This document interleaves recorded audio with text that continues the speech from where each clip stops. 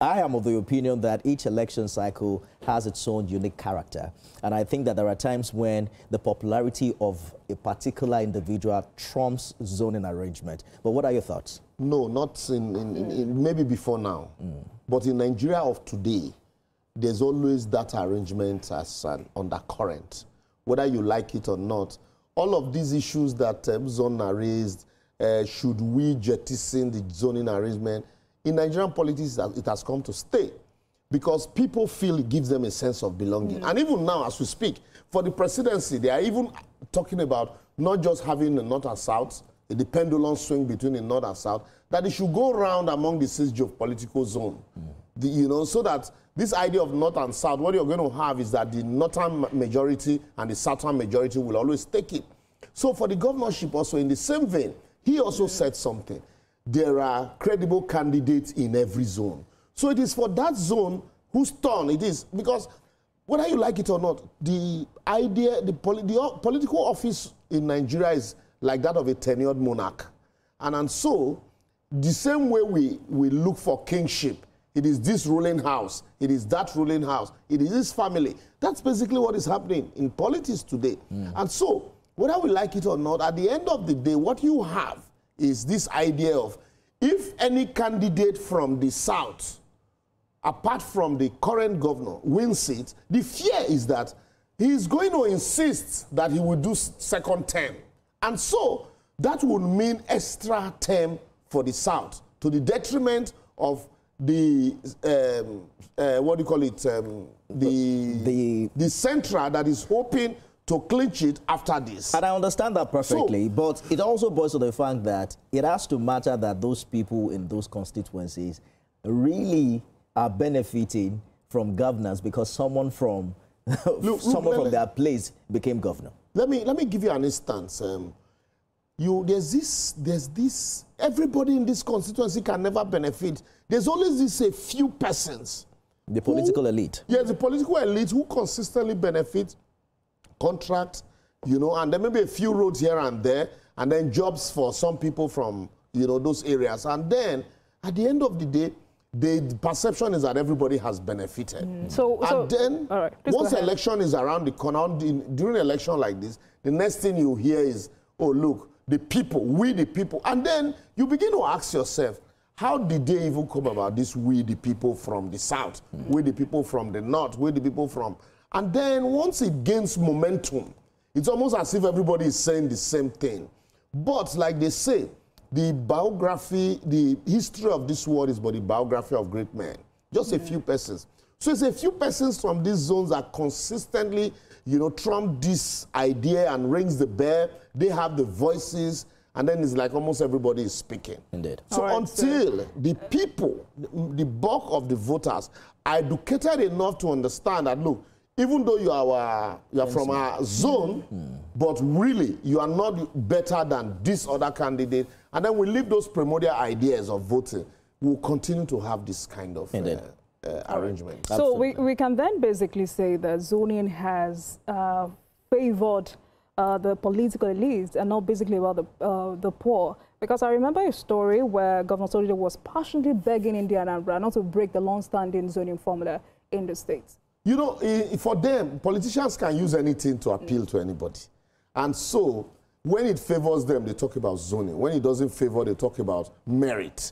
So for Governor Soludo, he has done first term, and then he will throw in every card on the table. And so for him, it favors him now that he goes the second term. And it is almost like a tradition.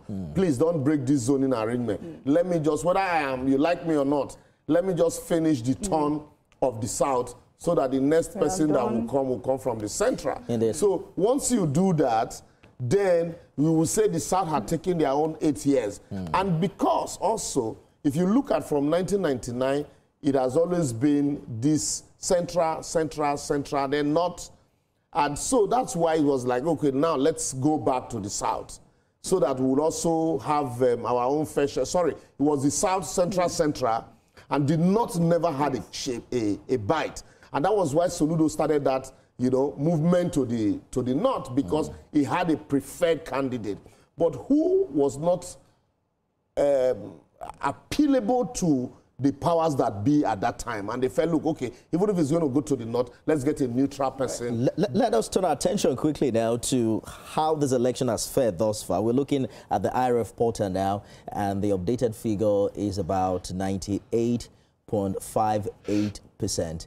Interesting figure there. We're seeing that quite a number of results have come in across the 21 local government areas in Anambra. By 7:30 a.m., INEC officials had arrived in 49% of polling units. That's up from 28% in 2021 and 17% in 2017.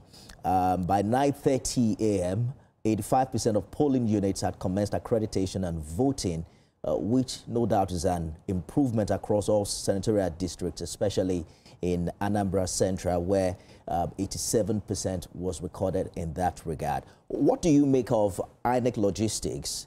Of course, it's an off-cycle election, but what do you make of the figures as we know them now?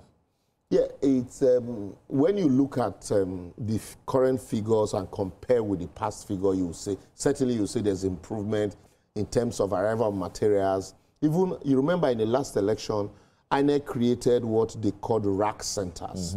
So materials as at Thursday evenings, materials, non-sensitive materials will all be at the rack centers. So it becomes easy for these materials to get to the polling unit as early as 7:30. But that was not the case. Now that idea of rack center, was no longer as visible as we heard it in the last election. But today you heard that materials got to most of the polling units. But for me, really, I think that this idea of, first thing, this idea of shutting down an entire state, the economy of that state, because we're going into an election, and then distribution of sensitive and non-sensitive materials, and we'll now begin to celebrate arrival of electoral materials early, and then, well, especially when you have off-cycle election like this, when INEC would deploy all their logistics to that state. I think it is high time we should move beyond this idea. Even with that, even with all of that, Liborus, less than 50%, were operational. 50% of polling units were operational as at the time that the voting was supposed to start. Voting was supposed to start. So despite all of all materials arrived and materials were, this time around there's an improvement. But I think that we should sit down, our electoral management system should sit down and find ways where, if you have election in Anambra, for example, starting from Wednesday, there can be early ballots. There are people who ordinarily would not want to wait until that date. You can have mail-in ballots, like we always hear that, elections. But our own, it's this idea of, we wait on that day, and then you look for ad hoc arrangement, and then, everybody now mill out to the polling unit for accreditation. And also, I think that it is also high time that we begin to look at ways of ensuring that technology plays a key role in some of this voting. We can marry both electronic and manual voting side by side.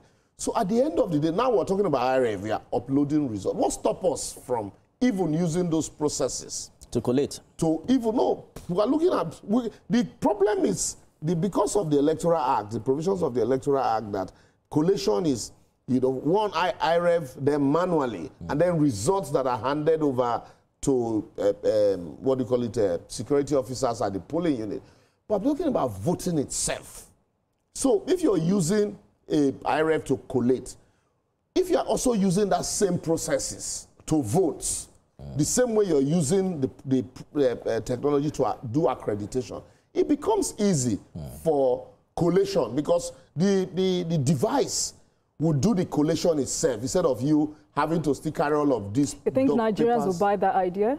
We're already buying it. We're already buying it, because now people have been so frustrated that now they're even talking about, look, let us have the result immediately after the election, right at the polling unit, upload. So that is what they are doing. That's why we can say today now that about 90-something% results uploaded from the polling units.